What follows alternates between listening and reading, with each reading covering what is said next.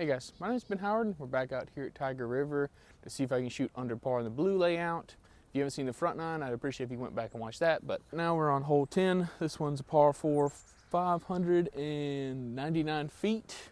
Off the tee, we just got to get through this gap out into the open. And from there, we've got like a few trees that are sprinkled throughout the fairway that can get in your way, but the main obstacle really is just this gap and the OB, which is on the right side of the fairway, marked by these trees you can see straight in front of us. So off the tee, just really want to throw something through the gap that'll finish left. And even if I do hit any of the trees in the gap and fall straight down, a par is pretty doable. So just need to stay away from the OB. I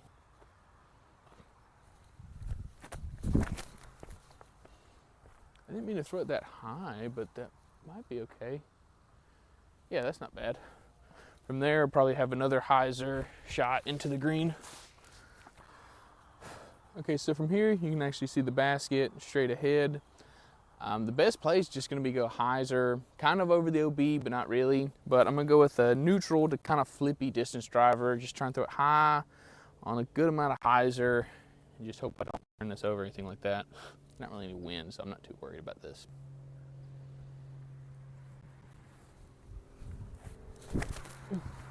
Oh gosh. How did that flip up and turn? Well, I threw it I threw the right distance, but golly, that thing flipped up and turned over. Oops.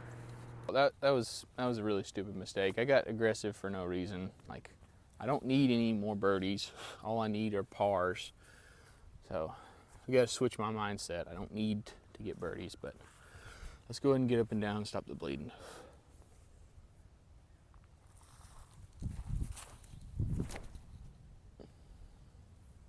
It's nice skip. Okay, it's a little short, but that is a putt.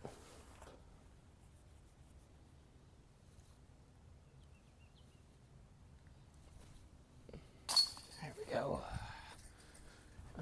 All right, guys, we're on hole 11. This one is a par 4, 589 feet. Playing the red basket you can see straight in front of us. Only thing to really pay attention to is the fact that the tall grass on the left and behind the basket is out of bounds, and the tree line on the right is also out of bounds. This is just one of those holes where you don't need to get too aggressive. Just need to put shots in the middle.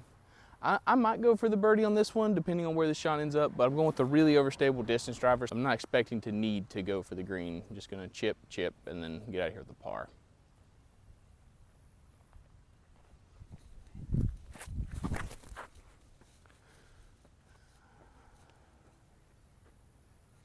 Yep, perfect.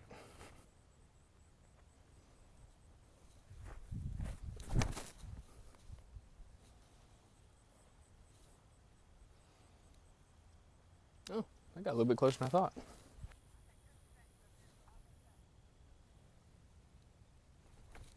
Ah, slipped out. Dang it. All right, guys, we're on hole 12. This one's a par 3, 234 feet, just right there. Biggest thing to pay attention to, all tall grass is out of bounds. Shouldn't really come into play, but I'm just gonna take an overstable throwing putter, try and throw it just to the right of this tree, short of the basket. Because even if I do hit that tree and fall down, it's gonna be like a 30-footer, something like that.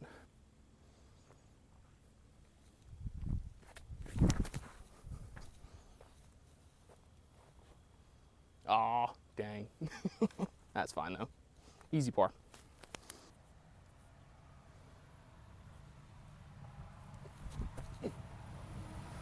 Ooh, almost.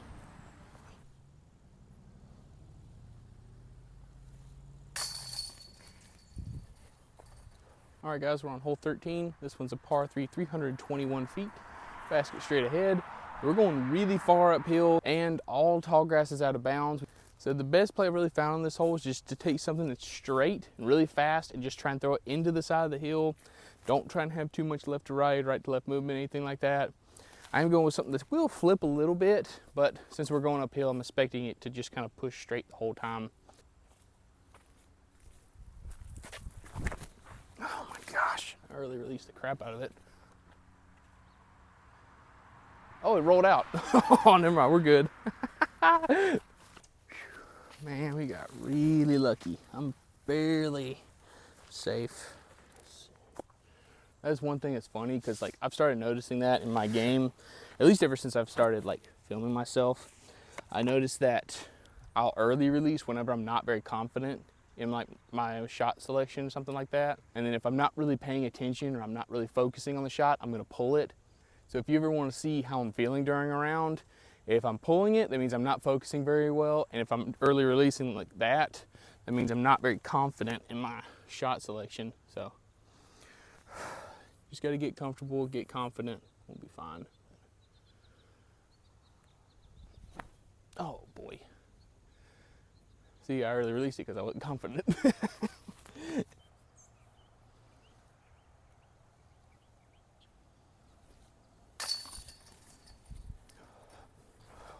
All right, guys, we're on hole 14. This one's a par 3, 363 feet.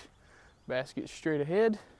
This time the tall grass isn't out of bounds, but we do have a mando left of this tree. Best play I've really found is just throw something at this tree on the left, have it bend off of it, and then kind of push straight near the end.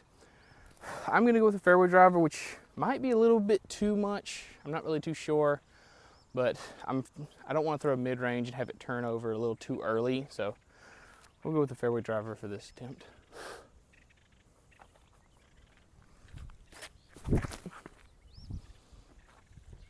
Come out, come out, come out, come out. Nope. Okay, I think we got a good kick at the end, but yeah, just need to go with something a little bit more stable there, but I like the disc choice.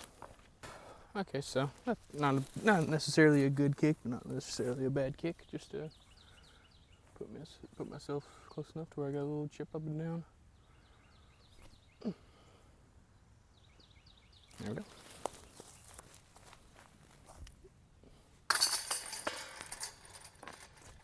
All right, guys, we're on hole 15. This one's a par 5, 800 feet.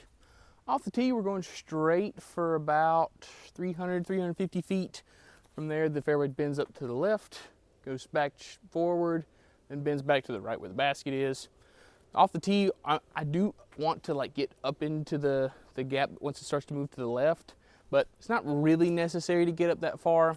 If I put it just straight ahead in the middle of the fairway, that'll be perfectly fine.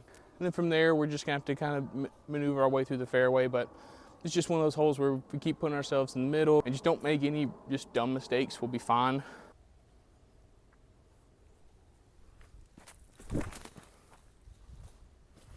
Or just go straight, that's fine too. Nope. That's gonna be in the woods on the left, which there are gaps through there, might be able to scramble. You just have to see what we got. Okay, so I actually had really good distance off the tee, just like I said, we're over here in the woods, but I'm gonna go for like a forehand roller. Main reason being I want this to finish to the left, so that way I'm not going in the woods on the right.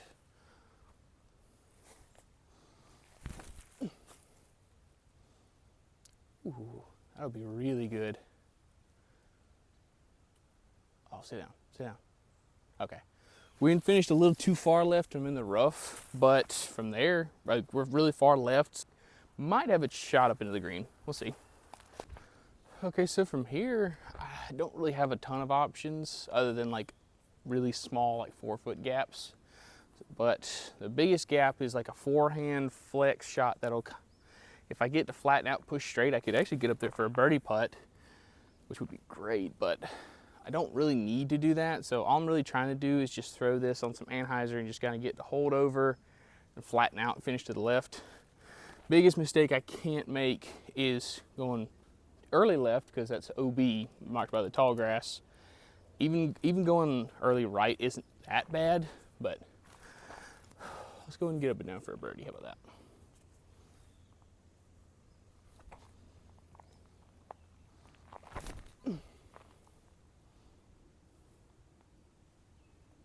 Oh, that's a great skip. Oh yeah.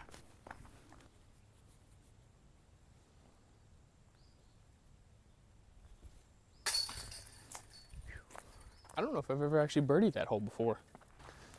All right, guys, we're on hole 16. This one's a par 3, 431 feet. You see the red basket straight ahead. Biggest thing to pay attention to. All tall grass is out of bounds, but luckily we've got the short tee to the short basket's fairway that also counts as our fairway as well.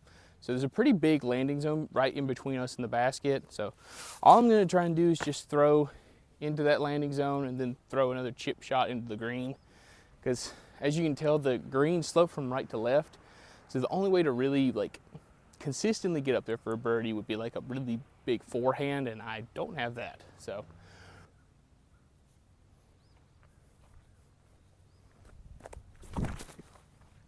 it's a little early. Sit down. Okay, I think we're good. Okay, so yep, we're right here in the middle of the fairway, thank goodness. But we're far enough left to where it kind of pinches off that forehand play I was thinking about throwing into the green, where it just kind of turns it to a straight shot instead of like a, you know, hyzer. But it also opens up the backhand hyzer into the green as well. Or try and like match the angle of the green with the shot and try and throw it high above the basket, let it scoot down. So I think I'm gonna try that. That feels a little bit easier, and it feels like I'm not gonna go OB as easy with that shot too.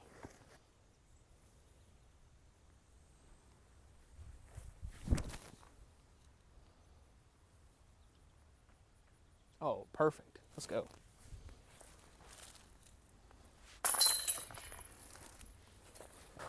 All right, guys, we're on hole 17. This one's a par 4, 540 feet.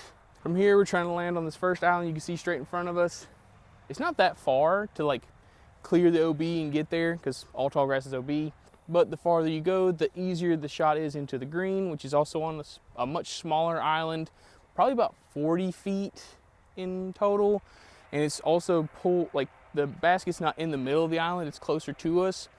So like, I think the OB is only like 20 feet behind the basket. So if we're going for birdie, we really want to push it and try and get as close to like this rock as we can. All I've really ever done is gone for birdie on this hole, so that's all I'm really confident with. But I'm gonna take like a overstable distance driver, just throw it out to the right, let it finish. If I do want to make a mistake, I do want to finish left of the island, because if I cross inbounds and then go out of bounds, I get to take it where it was last in bounds. Whereas if I don't cross at all, I have to play from the short tee, which is not going to be fun trying to play for a par from there.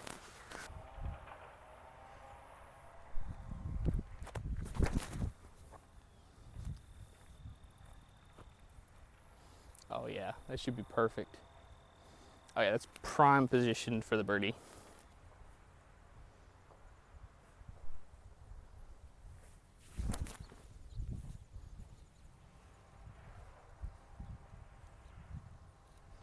I couldn't see where that landed, but I'm pretty sure it's good.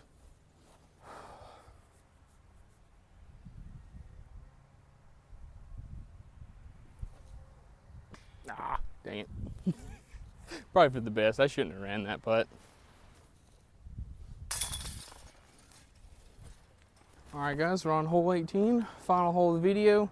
This one is a par 4, 674 feet. Fairway goes straight for about 450 to almost 500 feet, and it bends off to the right where the basket's up a hill.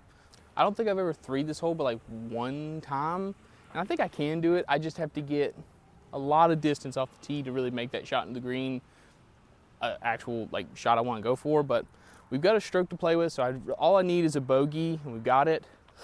So best way to avoid the bogey is just to not turn anything over into the road, because the road's out of bounds. I'm gonna go with a straight to overstable distance driver. Just try and push it out there and in the middle, or finish off to the left.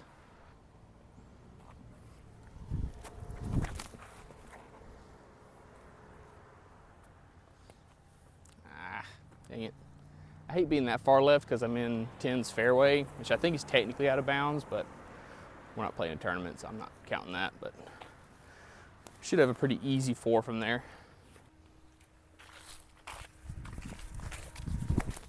Oh my gosh.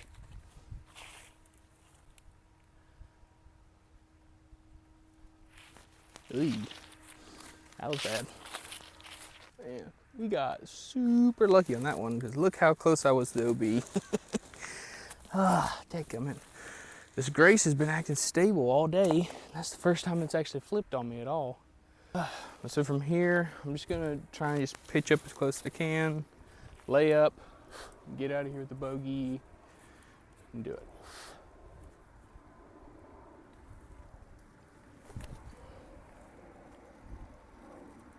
Perfect.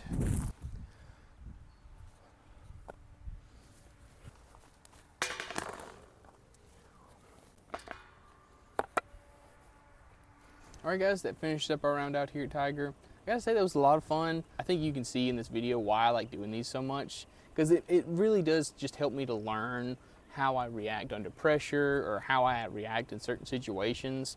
Because I always try and put pressure on myself when I play these videos, because I want this to be kind of something that I'm using to kind of help myself in competitive rounds.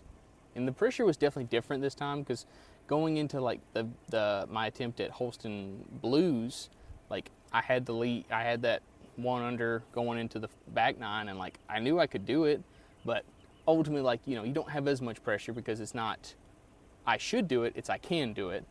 And because at Holston, you know, anything can happen at any point. You're taking an 8.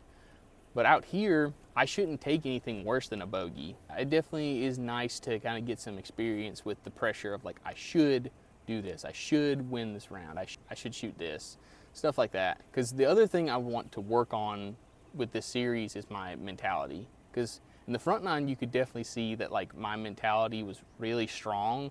Like I took those 2 bogeys back to back, was basically unfazed, and then ended up 2 under even with those 2 bogeys. So I definitely want to work on that, because if I can get that same mindset in like a tournament or any really competitive rounds, I think I could start shooting a lot better. And my mentality is already a lot better than it has been. Like I used to be like shooting like 880 rounds, like 920 rated rounds in tournaments, but recently I've been shooting a lot better and staying away from the 800 rated rounds and being closer to like if I shoot well, I'm gonna be in like the 940s, 950s, and if I'm playing meh golf, I'll be in like the 920s. I want to keep working on that mentality and keep getting it to where like eventually I can be like consistently shoot 950s. The other course I got recommended to me in that post I made was Golden Grove Longs, which I think would be a good one to do. I don't know if I know you had to, like, for a certain amount of time, message the course owner and like sign a waiver or something like that. I don't know if that's still the case. If it is, please let me know. But if y'all have any other recommendations for courses I should try something like this at, and if you think I should try and like move the line away from under par, let me know what you think.